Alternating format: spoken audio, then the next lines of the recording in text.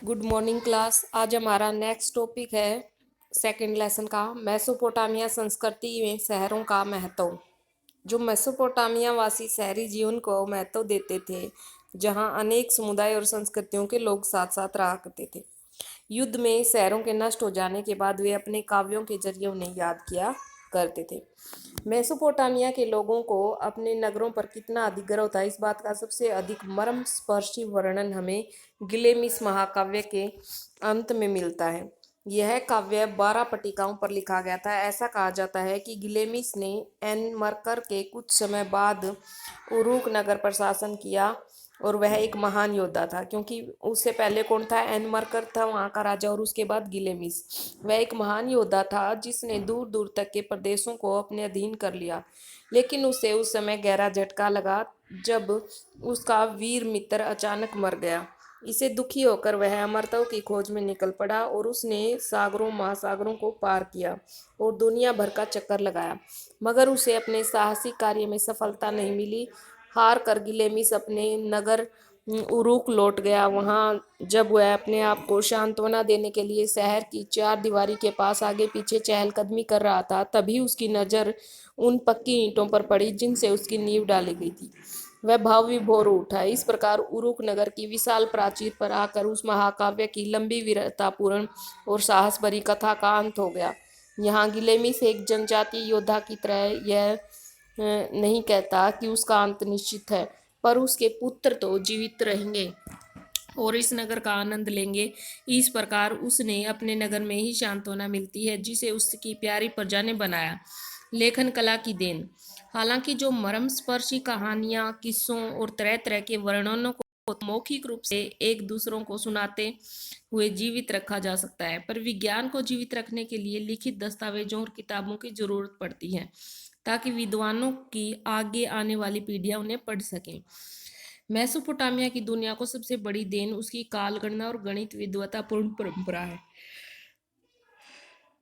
1800 ईस्वी पूर्व के आसपास की कुछ पट्टिकाएं मिली हैं जिनमें गुणा और भाग की तालिकाएं, वर्ग तथा वर्गमूल और चक्रवर्ती ब्याज की कुछ सारणियां लिखी हुई हैं। उनमें 2 का वर्गमूल यह दिया गया है: 1 + 24/60 + 51/60 की 2 + 10/60 की 3।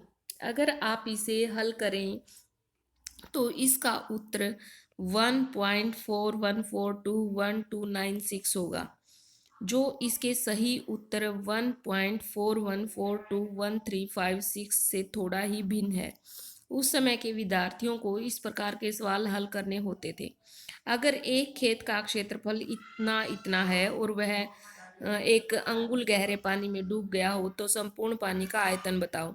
पृथ्वी के चारों ओर चंद्रमा की प्रक्रिया के अनुसार एक पूरे वर्ष का 12 महीनों में विभाजन किया गया है। ये इम्पोर्टेंट है यहाँ से कि पृथ्वी के चारों ओर जो चंद्रमा की प्रक्रिया है उसके अनुसार पूरे वर्ष को 12 महीनों में बांट दिया गया और एक महीने को 4 हफ्ते में बांट दिया और एक दिन को 24 घंटों में और एक घंटे की 60 मिनट, इस प्रकार विभाजन किया। यह सब जो आज हमारी रोजमर्रा की जिंदगी का अचेतन हिस्सा है, मेसोपोटामिया से ही हमें मिला है।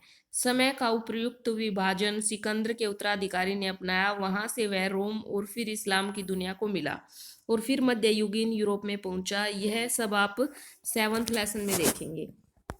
जब कभी सूर्य और चंद्र ग्रहण होते तो वर्ष, मास और दिन के अनुसार उनके घटित होने का हिसाब किताब रखा जाता था। इस प्रकार रात को आकाश में तारों और तारामंडल की स्थिति पर बराबर नजर रखते हुए उनका हिसाब रखा जाता था।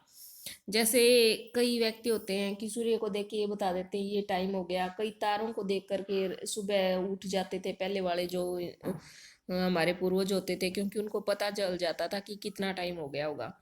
मेसोपोटामिया वासियों की इन महत्वपूर्ण उपलब्धियों में से एक भी उपलब्धि संभव नहीं होती यदि लेखन की कला और विद्यालयों जैसी उन संस्थाओं का अभाव होता जहाँ विद्यार्थीगण पुरानी लिखित पट्टिकाओं को पढ़ते और उनकी नकल करते थे, और जहाँ कुछ ही छात्रों को साधारण प्रशासन का हिसाब किताब रखने वाले लेखाकार न बनाकर ऐसा प्रतिभा संपन्न व्यक्ति बनाया जाता था जो अपने पूर्वजों की बौद्धिक उपलब्धियों को आगे बढ़ा सके। यह सोचना गलत है कि मेसोपोटामिया के शहरी लोग आधुनिक तौर तरीके से परिचित नहीं थे। अंत में हमें उन दो प्रकार के प्रारंभिक प्रयत्नों का अवलोकन करना चाहिए जिनके द्वारा अतीत के प्रलेखों और परंपराओं को खोजने और सुरक्षित रखने की कोशिश की गई थी। इसमें ये दिखाया गया एक पुराकालीन पुस्तकालय। लो युग में उत्तरी प्रदेशों में असीरियाई लोगों ने एक साम्राज्य की स्थापना की जो 720 से 610 ईस्वी पूर्व तक अपनी उन्नति के शिखर पर रहा। इस प्रकार के जो भी आपके पास पैसे जाते हैं वो जरूर पढ़ा करो, क्योंकि यहाँ ये आगे पूछे जाएंगे आपसे पैसेजेस में से क्वेश्चन निकालने आते हैं। राज्य की अर्थव्यवस्था उन दिनों लूट मार की हो गई थी क्योंकि अधीनस्थ प्रजननों को दबाकर यह साम्राज्य मिस्र तक फैला हुआ था। राज्य की अर्थव्यवस्था उन दिनों लूटमार की हो गई थी क्योंकि अधीनस्थ प्रजननों को दबाकर उनसे खाद्य सामग्री, पशु, धातु और शिल्प की वस्तुओं के रूप में बेगार और नजराना जबरदस्ती लिया जाता था। बड़े बड़े असीरियाई शासक जो बाहर से आकर बसे थे दक्षिणी क्षेत्र बेबीलोनिया को उच्च संस्कृति का केंद्र मानते थे। उनमें से आखिरी राजा अशुरबनिपाल ने उत्तर में स्थित अपनी राजधानी निनैनवे में एक पुस्तकालय की स्थापना की। उसने इतिहास, महाकाव्य, शकुन साहित्य, ज्योतिष विद्या, स्तुतियों और कविताओं की पट्टिकाओं को इकट्ठा करने का बहुत प्रयत्न किया और उसमें सफल रहा। उसने अपने लिपिकों को, लिपिक बोलते थे जो क्लर्क होते हैं, लिखने का कार्य जो करते हैं, उनको दक्षिण में पुरानी पट्टिकाओं का पता लगाने के लिए भेजा, क्योंकि दक्षिण में लिपिकों को विद्यालय में पढ़ना लिखना सिखाया जाता था जहां उन्हें दर्जनों की संख्या में पट्टिकाओं की नकलें तैयार करनी होती थी। बेबीलोनिया में ऐसे नगर थे जो पट्टिकाओं के विशाल संग्रह तैयार किए जाने और प्राप्त करने के लिए मशहूर थे।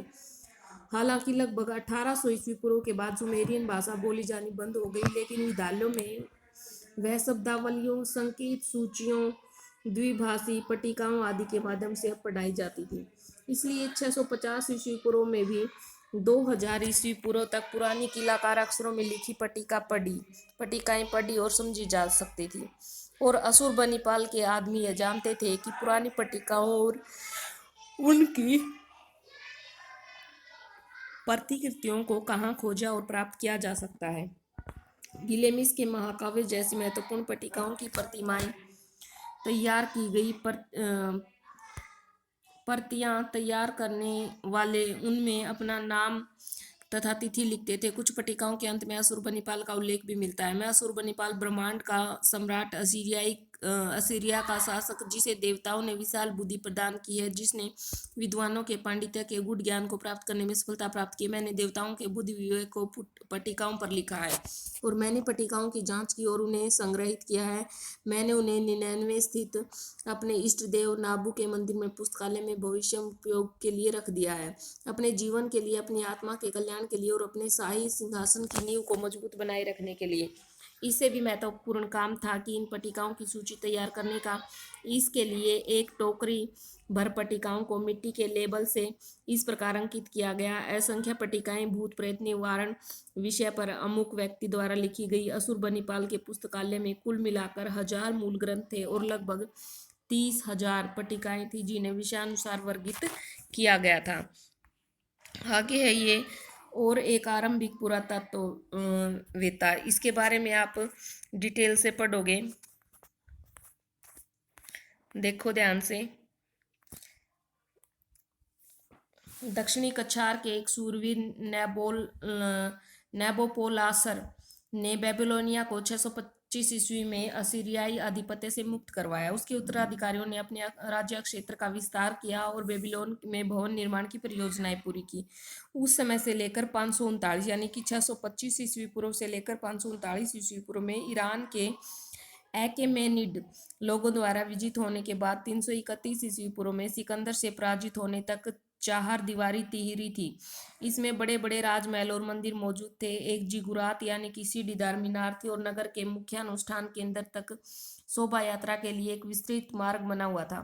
इसके व्यापारिक घराने दूर दूर तक अपना कारोबार करते थे और इसके गणितज्ञों तथा खगोलविदों ने अनेक नई खोजें की थी।